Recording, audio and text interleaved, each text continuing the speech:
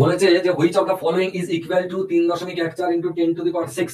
3.14 into 10⁶ এইটা নিচের কোনটার সঙ্গে সমান? আমরা কি জানি 3.14 ইন্টু 10⁶ মানে একের পরে কটা শূন্য, 10⁶ মানে একের পরে কটা শূন্য। এটা নিয়ে যদি কারো কোনো মতবিরোধ থাকে কিচ্ছু নয়, আপনারা শুধু এরকম ভাববেন 10-এর স্কোয়ার মানে কত হয় 100, তারপর হচ্ছে 10-এর কিউব মানে কত হয় 1000। এই দুটো তো আপনাদের মুখস্থ।